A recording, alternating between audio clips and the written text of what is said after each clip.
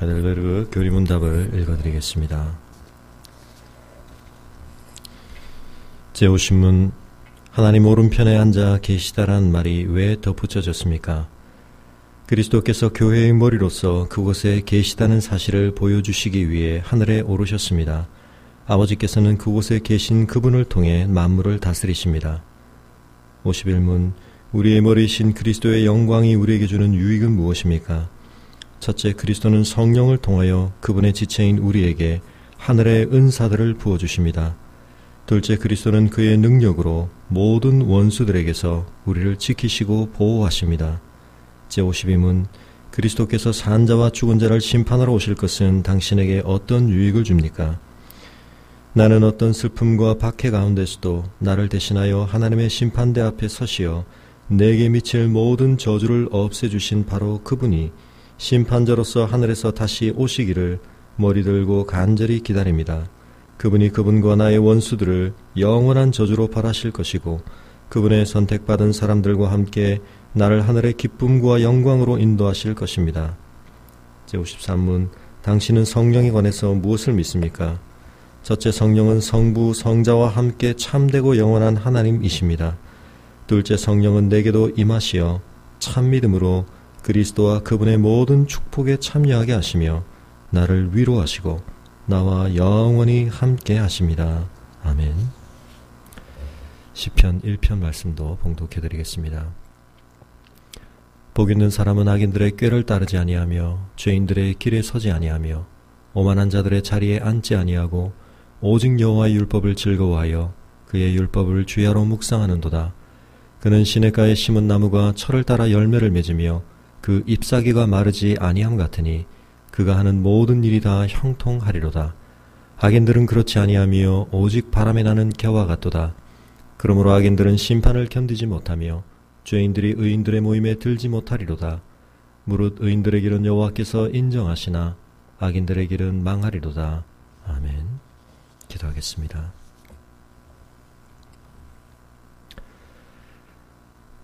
우리의 찬송을 받으시기에 합당하신 아버지 하나님, 오늘도 이 하루를 통하여서 하나님이 저희에게 마땅히 받으셔야 할 찬송을 온전히 받으시기에 부족함이 없도록 저희의 마음과 심령을 하나님께서 어루만져 주시며 우리의 완악함과 우리의 무감각함이 주님의 성령의 은혜로 말미암아 말씀의 단비로 말미암아 녹아지게 하여 주시옵소서. 옥토와 같은 심령이 되기를 간절히 소원합니다. 주님이 우리 가운데 허락하시는 말씀이 깊은 뿌리를 내릴 수 있게 하시고 싹이 돋아 진정한 열매를 맺을 수 있도록 자라기까지 우리의 심령이 그 말씀을 품고 인내하며 그 말씀 가운데 결실할 수 있도록 주님의 성령께서 충만히 함께하여 주시옵소서. 하늘의 보좌 위에서 오늘도 우리의 삶을 통치하시는 주님의 통치만이 오늘 우리의 생각과 마음과 행함 속에 감정과 의지 속에 온전히 드러나기를 간절히 열망합니다. 아버지 하나님, 우리의 옛사람에 속한 본성에 지배받지 않을 수 있도록 오늘도 우리가 부활의 새 생명과 능력으로 충만케 하여 주시옵소서. 성령께서 오늘도 우리 가운데 충만하심으로 예수 그리스도의 생명과 능력이 우리의 삶에 진정한 실제가 되게 하여 주시고 우리를 둘러싸고 있는 모든 삶의 환경과 여건들이 우리에게 말하는 바보다 더 크고 분명하게 주님의 음성이 우리의 심령 속에 울려 퍼지게 도와주시고 우리의 걸음을 참되게 인도하는 목자의 심령으로 목자의 음성으로 우리의 가슴 속에 확인되게 하여 주시옵소서. 아버지 하나님, 오늘도 갈 바를 알지 못하며 각기 제 길로 행하기 쉬운 저희들이오니 저희들의 판단과 생각을 사로잡으사 지혜를 깨닫게 하시고 분별의 영을 허락하여 주시옵소서. 우리의 오늘의 선택이 미칠 내일의 영향력들을 기억하게 도와주시며 우리의 과거를 바꿀 수 없지만 그 과거가 남긴 영향들로부터 자유케 하실 뿐만 아니라 우리의 후회가 오늘 우리의 선택에 중요한 지혜가 되게 하여 주시고 미래를 이끄실 하나님의 선하심을 기대하며 오늘도 우리의 삶 속에서 주님과 동행하는 간절한 설레임이, 감사함이, 기대함이 우리의 심령을 채울 수 있도록 이 아침 첫 시간부터 저희와 함께하여 주시옵소서. 어제의 습관과 어제의 관성을 따라 오늘을 살지 않게 도와주시고, 오늘도 우리에게 새로운 만나를 허락하시는 주님과 더불어 친밀히 동행하는 저희들이 되게 하여 주시옵소서. 주님 앞에 오늘도 저희의 마음의 무거운 짐들과 삶의 무거운 짐들을 의탁하며 기도할 때에 주님께서 친히 우리의 짐을 짊어지시고 수고하고 무거운 짐진 우리의 삶에 주님의 평강과 기쁨과 안식을 허락하여 주시며, 오늘도 주님과 한 멍에를 메고 주님으로부터 배우는 저희들이 되게 하여 주시옵소서. 주님을 찬송하며 우리 주 예수 그리스도 이름으로 기도합니다. 아멘. 함께 묵상하실 말씀은 사도행전 5장 17절에서 32절까지 말씀입니다.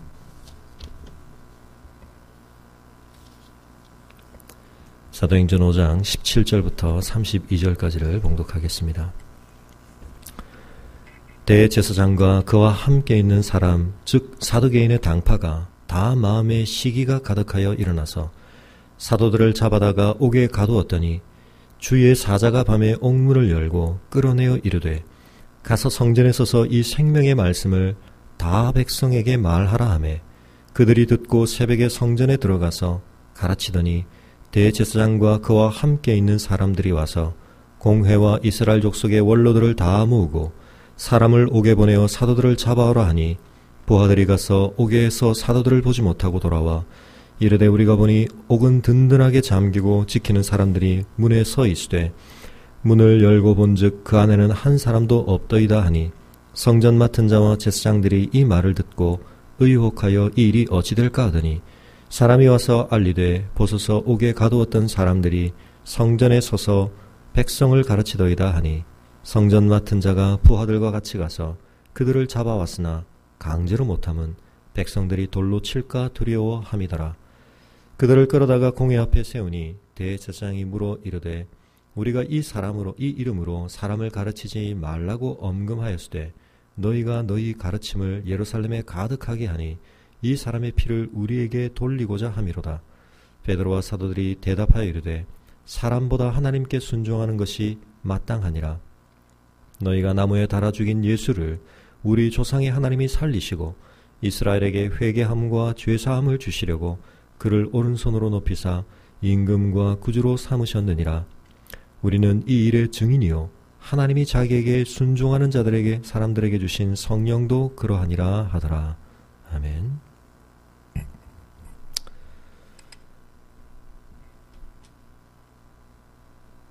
사도들을 위협했던 대제사장과 종교의 지도자들이 왜 그들을 그냥 놓아둘 수 없이 핍박하게 되었는가?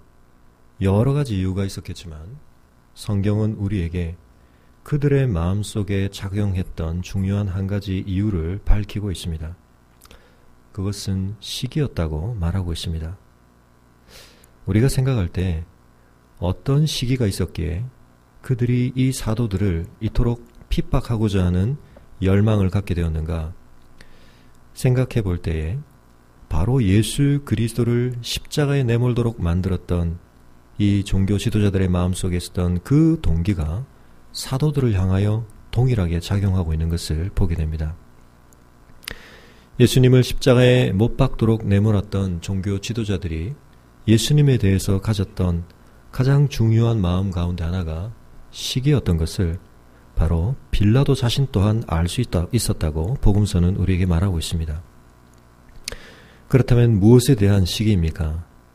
이 종교 지도자들이 사도들에 대해서 품었던 시기는 바로 사도들이 백성들에게 미치는 영향력, 백성들로부터 받고 있는 인정과 평가에 대한 것이었습니다.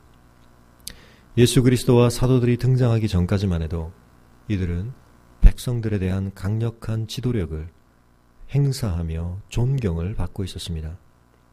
그러나 예수 그리스도와 사도들의 역사함 뒤에 그들은 바로 백성들의 온 마음이 그들에게 쏠려지고 동시에 그것은 이전에 그들이 누리고 있던, 그들이 마땅히 자신의 것들이라고 생각했던 존경과 영향력을 박탈당하는 것이라고 생각했던 것입니다.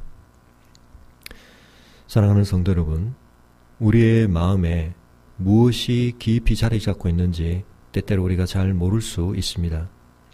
그러나 우리의 마음 속에 있는 것이 결국은 우리의 행함을 통해 드러나게 됩니다. 드러나되 강력하게 드러나게 됩니다. 하나님께서는 우리에게 그러므로 무릇 지킬 만한 것보다 마음을 지키라고 말씀하십니다. 우리의 마음 속에 있는 것을 결국 우리의 행함을 통해 열매 맺기 때문입니다. 우리는 속으로 생각할 때가 많습니다. 우리의 마음에 들어있는 것들을 우리가 잘 통제할 수 있고 그저 그것이 우리 밖으로 나오는 것을 막을 수 있다고 생각할 때가 많습니다.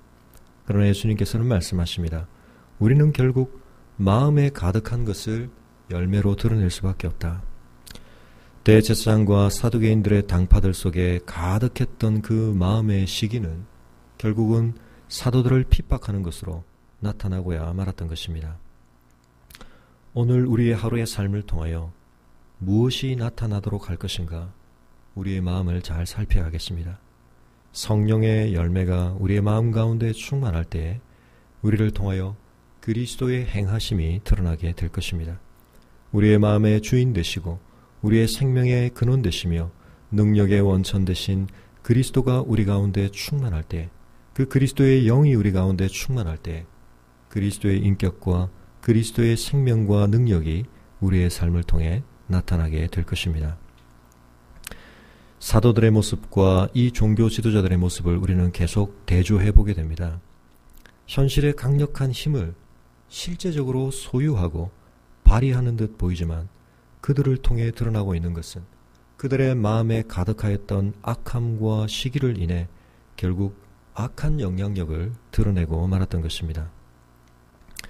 그러나 사도들은 외견상 보기에는 이 종교 지도자들의 권세 아래에서 잡히기도 하고 옥에 가두어지기도 하고 그리고 명령을 받기도 하고 그래서 어떤 의미에서 그들은 굴복당하고 있는 사람처럼 보일 수 있으나 그러나 하나님께서는 이들을 통하여서 하나님의 놀라운 능력과 권세를 드러내기를 기뻐하셨습니다.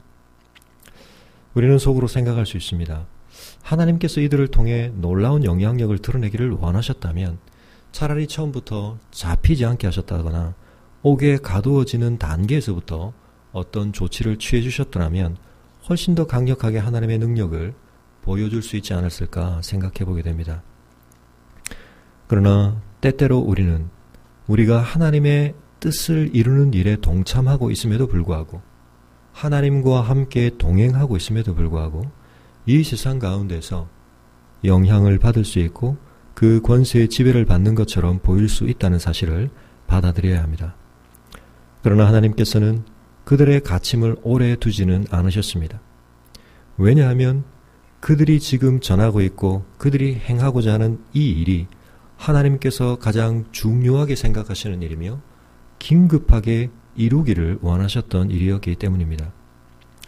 우리의 삶에 많은 제한과 한계들이 있지만 우리의 삶 속에 하나님의 소중한 열망이 품어져 있을 때, 하나님의 중요한 뜻이 자리 잡고 있을 때, 하나님이 긴급히 이루기 원하시는 소망들을 우리가 품고 있을 때, 그 일에 우리가 동참하고 있을 때 하나님은 우리의 삶의 모든 한계들을 극복하게 하십니다.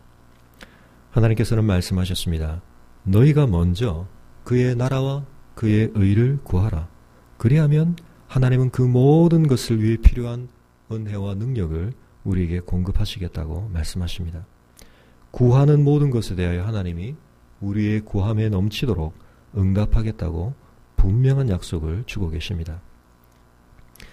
우리의 삶을 통해 모든 제한을 극복하는 능력의 삶을 살 수 있는 비결은 우리의 심령 속에 무엇이 들어있느냐 하는 것에 달려 있습니다. 종교 지도자들의 마음을 가득 채웠던 악함과 시기가 아니라 예수 그리스도의 소망, 하나님이 이루고 계신 그 일에 대한 열망들이 우리의 마음을 채우고 우리 삶 속의 중심을 자리 잡고 있을 때 하나님께서는 우리의 삶을 놀랍게 능력으로 채우시고 이끄시는 것을 경험하게 될 것입니다. 주의 사자가 사도들을 갇힘으로부터 풀어내었습니다. 종교 지도자들은 예수 그리스도를 십자가에 못 박아야 할 자라고 결론 내렸으나 하나님은 예수 그리스도를 부활시키심으로 그들의 판결을 뒤집으셨습니다. 그리고 이제는 예수 그리스도의 몸된 사도들과 관련하여 그들은 그들의 영향력으로 그들을 가두는 일을 집행하였으나 하나님은 그들을 풀어버리심으로 이 당대의 종교적 공권력에 대하여 그들을 무장해제시키시고 무력화시키신 것을 보게 됩니다. 하나님의 판결과 하나님의 집행권이 훨씬 더 위에 있다는 것을 하나님은 여실히 증명하셨습니다. 그들이 옥에 가두었다고 생각하였지만, 그 활동을 제한했다고 생각했지만 하나님은 그들을 풀어내심으로, 끌어내심으로, 그리고 그 일을 계속하여 준행하라고 명령하심으로 하나님이 더 중요한 지배자이심을, 궁극적인 통치자이심을 나타내셨습니다. 종교 지도자들이 더 이상 그 예수의 이름으로 어떤 가르침도 행하지 말라라고 위협하며 그들을 가두었지만 하나님은 보란듯이 그들을 풀어내시고 더 강력하게 성전에 서서 사람들이 모이는 그 모든 곳에서 생명의 말씀을 백성에게 말하라고 말씀하십니다. 오늘도 우리의 삶에 하나님께서 생명의 말씀을 담아 두셨습니다. 우리의 삶 속에서 먼저 이 생명의 말씀이 드러나고 확인되어야 할 것입니다. 그리고 나아가서는 하나님께서 우리를 세우신 그 삶의 현장들 속에서 우리의 삶을 통해 생명의 말씀이 전해져야 할 것입니다. 우리가 누군가에게 설교를 하거나 성경 말씀을 읽어주는 방식이 되지 않을 수 있지만 그 말씀을 소중히 여기며 그 말씀을 내재화하며 그 말씀의 원리를 따르는, 그 말씀에 순종하는, 그 말씀의 능력을 경험하는 우리의 삶을 통해 수많은 사람들은 우리의 삶으로 읽혀지는 하나님의 생명의 말씀을 듣고 보게 될 것입니다.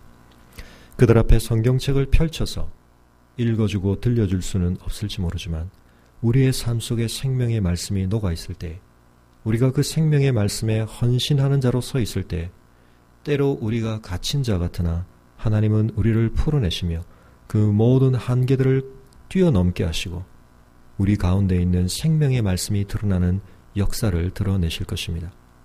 오히려 우리가 잡히고 옥에 갇히는 고난과 한계를 경험할 때에 하나님께서는 우리가 생명의 말씀을 붙든 자로 서 있을 때 그 말씀을 밝히 드러내시기 위하여 우리의 잡힘과 옥의 갇힘을 벗기시고 끌어내시는 은혜를 허락하실 것입니다. 우리가 구할 것은 하나님 빨리 우리를 풀려나게 해주십시오 라고 하는 것이 아니라 우리의 삶이 철저하게 하나님의 이 생명의 말씀을 소중히 붙드는 삶에서 벗어나지 않게 하여 주시옵소서. 우리의 삶을 통해 하나님의 생명의 말씀이 드러나게 하여 주시옵소서 하는 간절함이 되어야 할 것입니다. 사도들은 거침없이 종교 지도자들의 세력과 그들의 억압에도 불구하고 하나님의 뜻에 순종하여 행하고 있었습니다. 그들은 풀려나자마자 쉬지도 않고 새벽에 성전으로 들어가서 가르쳤다고 말하고 있습니다. 종교 지도자들은 이제 시간이 되어 공회를 소집하고 사도들을 잡아오라고 명령하였습니다.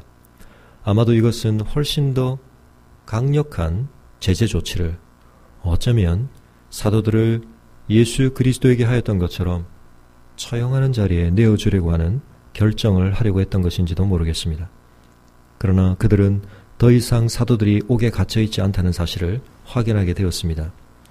옥은 든든하게 잠기었고 지키는 자들은 문에 서 있었지만 그러나 그 감옥 속에 사도들은 존재하지 않았습니다. 이미 그들은 성전에 서서 백성들을 가르치고 있었던 것입니다. 성전 맡은 자와 부하들이 그들을 다시 잡기 위해 갔으나 그들의 강제로 그 집행을 할 수 없었던 이유는 그들이 백성들을 두려워했기 때문이라고 말하고 있습니다. 종교 지도자들과 성전을 맡은 자들의 마음속에 있었던 가장 중요한 갈망은 백성들의 인정을 받는 것이었습니다. 그러므로 자칫 백성들이 환호하고 있는 상황 가운데, 백성들이 주목하고 있는 가운데 이 사도들을 잘못 건드렸다가 백성들의 마음을 상하게 하고 그들이 오히려 백성들로부터 비난을 받게 될 것을 그들은 두려워했다는 것입니다. 성전을 맡은 자로서 하나님의 임재의 상징이 있고 하나님의 언약궤가 있는 성전을 맡은 자로서 그들의 마음의 가장 중심에 있어야 했던 것은 하나님을 두려워함이어야 했고 하나님의 존귀함을 그들은 중요한 마음의 경외감으로 인정해야 했었습니다. 그러나 그들의 마음속에는 하나님을 두려워함이 없고 하나님의 이름을 거룩히 여기고자 하는 열망은 없고 백성들을 두려워하며 눈에 보이는 사람들로부터 그들이 확인하고 받는 존경과 찬사와 인정에 훨씬 더 깊은 마음을 두고 있었던 것을 보게 됩니다. 그들은 사도들을 붙잡아와 우리가 이전에 그 이름으로 사람들을 가르치 말라고 언금하였을 때 너희가 어찌 이와 같이 하느냐고 사도들을 책망하게 됩니다. 그리고 너희가 이와 같이 하는 것은 예수 그리스도의 피를 우리에게 돌리고자 함이다 라고 문제 삼고 지적합니다. 거기에 대하여 사도들은 담대하게 말합니다. 우리가 어떤 것을 선택해야 되겠느냐? 사람에게 순종해야 되겠느냐? 하나님께 순종해야 되겠느냐? 이것이 가장 중요한 종교 지도자들과 사도들 사이의 차이점이었습니다. 그리고 어떤 점에서 우리의 날마다의 삶 속에서 우리가 긴장하며 주목해야 하고 늘 분별하며 선택해야 할 중요한 기준이 되는 것입니다. 사람에게 순종할 것인가? 하나님께 순종할 것인가?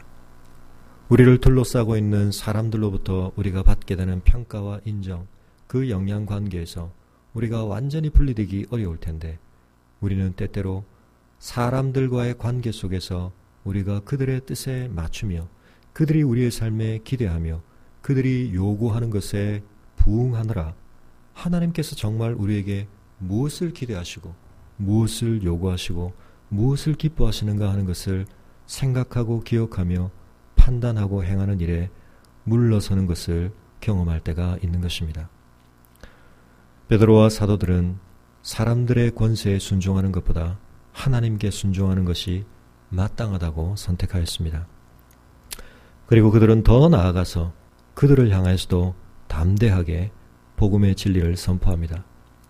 너희는 예수를 나무에 달아 죽였다. 이 나무라는 표현을 의도적으로 선택한 것은 신명기 21장에 있는 율법의 규례와 관련하여 종교 지도자들이 사실은 매우 깊은 신학적인 의도로 행하였던 일을 상기시키는 것입니다. 예수를 죽이되 그저 예수를 처형하는 것만 가지고는 되지 않고 그 예수를 향해 기울어져 있는 온 백성들의 마음을 도로 찾아와야 했기 때문에 예수의 죽임을 통해 그 예수에 대한 부정적 평가를 그들은 남기기를 원했고 그래서 그들은 로마의 처형법인 십자가형을 통해 예수를 죽게 하므로 예수는 신성모독을 하고 하나님 앞에서 외람된 삶을 살다가 거짓된 삶을 살다가 하나님의 극심한 저주를 받아 죽었다는 사실을 낙인 찍기를 원했던 것입니다. 베드로와 사도들은 그 사실을 인정하고 있습니다. 그렇다. 예수는 분명히 나무에 달려 죽었다. 너희들이 의도했던 바와 같이 사람들에게 하나님의 저주를 받아 죽은 자처럼 여겨지는 처형을 당하셨다. 그러나 바로 그 예수를, 너희가 그렇게 죽인 예수를 우리 조상의 하나님이 살려내셨다. 아브라함과 이삭과 야곱의 하나님, 언약의 조상의 하나님, 우리에게 율법을 주신 하나님, 우리의 조상들을 광야에서 인도하신 하나님, 그 하나님 자신이 바로 이 예수를 죽인 자 가운데서, 죽임당하심 가운데서 살려내셨다라고 선포하고 있는 것입니다. 그럼으로써 바로 너희들이 예수에게 덧씌우고자 했던 하나님의 저주를 받은 자라고 하는 그 규정에 대하여 하나님 스스로가 그 판단을 뒤집으셨다고 말하고 있는 것입니다. 아니, 어떤 점에서는 예수가 저주를 받아 죽은 것이 맞다. 그러나 그분의 저주받으심은 그분 자신의 죄악으로 말미암은 것이 아니었다. 그분 자신이 하나님께 진노와 저주를 받을 만한 행위를 하였기 때문이 아니라 그분의 죽음은 대속적인 죽음이었다. 우리가 하나님 앞에 우리의 죄로 말미암아 당해했던 그 진노와 저주를, 율법의 저주를 자신의 죽음을 통해 담당하심으로 우리를 그 저주로부터 속량하시고 하나님께서 우리에게 이제 그 안에서 새로운 생명을 주시고자 하나님은 그를 죽은 자들 가운데서 살려내셨다고 다시 복음의 핵심을 선포하고 있는 것입니다. 복음의 가장 중요한 핵심은 결국 예수 그리스도의 죽으심과 부활입니다. 이것이 복음의 핵심입니다. 예수의 죽으심이 어떤 죽으심이며 그의 부활하심이 어떤 부활하심인지를 우리의 삶과 관련하여, 우리의 운명과 관련하여, 우리의 존재와 관련하여 올바르게 이해하고 깨닫는 것이 가장 중요한 복음의 핵심인 것입니다. 하나님께서는 이 일을 통하여 우리에게 요구하시는 것이 있습니다. 기대하시는 것이 있습니다. 그것은 바로 회개함과 죄 사함입니다. 예수 그리스도가 십자가에 죽으셔야 했던 이유가 우리의 죄 때문임을 우리는 기억해야 합니다. 우리가 그 죄에 대한 대가를 지불할 필요는 없지만 그러나 우리는 그 죄에 대하여 올바른 반응을 해야 하는 것입니다. 그것은 죄로부터 돌이키는 삶을 결단해야 한다는 것입니다. 그러할 때 하나님은 우리에게 죄 사함을 주십니다. 예수님은 십자가에 죽으시고 부활하셨을 뿐만 아니라 승천하셨다는 사실을 곧 이어 언급하고 있습니다. 그리고 32절에 성령을 주셨다는 사실도 언급하고 있습니다. 베드로는 기회가 주어진 상황 가운데서도 가장 핵심적인 복음의 진리를 다시 한번 요약하여 선포하고 있는 것입니다. 그리스도의 죽으심과 부활하심과 하나님에 의해 높이 들리신 승천과 성령을 보내심, 이 예수 그리스도를 통하여 이루어진 이 가장 핵심적인 내용을 베드로는 가장 중요한 순간에 압축해서 선포하고 있습니다. 다른 변명을 하거나 다른 논리를 대는 것이 아니라 예수 그리스도 안에서 하나님이 성취하시고 이루신 일, 그 복음을 가지고 자신들을 변호하고 있습니다. 자신들의 행위의 정당성을 입증하고 있습니다. 그들을 위협하는 세력의 문제점을 그들은 지적하고 있습니다. 우리의 삶에 복음이 이렇게 품어져 있었으면 좋겠습니다. 복음에 대한 깊은 이해 속에서 예수 그리스도 안에서 하나님이 행하신 이 일이 그저 우리의 사도신경의 고백 속에 주문처럼만 담겨 있는 것이 아니라 우리의 삶 속에 깊이 이해되고 녹아져서 우리의 삶의 모든 문제들에 대하여 예수 그리스도 안에서 하나님이 행하신 이 복음이 늘 답이 되고 우리의 삶의 능력이 되고 우리의 삶의 중요한 이유가 되고 우리의 삶을 통해 드러나는 모든 메시지의 핵심이 될 수 있기를 바랍니다. 오늘도 우리가 이 사실들을 기억하며 특별히 하나님께서 자기에게 믿음으로 순종하는 자에게 주신 성령께서 우리도 사도들과 같이 이 일의 증인 되게 하셔서 이 일의 증거자 되게 하셔서 우리의 삶을 통해 하나님의 생명의 말씀을 드러내는 이 하루가 되게 하여 주옵소서. 우리가 기도할 수 있기를 바랍니다. 우리가 이 일들의 변호사가 되기를 하나님이 원치는 않으십니다. 하나님은 증인 되기를 원하십니다. 그 말은 우리가 이 일에 영향을 분명하게 받는 자가 되어야 한다는 것입니다. 주님께서 죽으셨고 부활하셨고 승천하셨고 성령을 보내셨습니다. 이 복음이 오늘 우리의 삶의 능력으로 역사할 때 우리는 그 복음의 열매와 증거를 가지고 우리의 삶에서 증인이 될 것입니다. 우리를 굴복시키려고 하고 우리를 그 생명의 말씀 드러내는 삶에서 멀어지게 만들려는 어떤 세력의 시도에도 불구하고 우리가 이 복음을 담대하게 품고 있을 때 하나님은 우리의 삶에 동행하시며 우리를 가두는 옥으로부터 우리를 건져내시며 우리를 담대케 하시며 우리의 삶을 통해 하나님의 능력과 생명의 말씀을 드러내실 것입니다. 우리가 오늘도 이 일을 기대하며 하나님 우리의 삶에 친밀히 동행하여 주시옵소서. 우리가 주님의 증인으로 서겠습니다. 복음의 능력과 메시지가 우리의 삶에서 놀랍게 다시 한번 고백되고 확인될 뿐만 아니라 우리의 삶을 통해 드러나게 하여 주시옵소서. 우리 좋은 나무교회가 그런 복음을 이 땅 위에 드러내는 주님의 몸된 교회 되게 하여 주시옵소서. 함께 기도할 수 있기를 바랍니다. 가지고 나오신 기도의 제목들로 기도하시고 돌아가시겠습니다.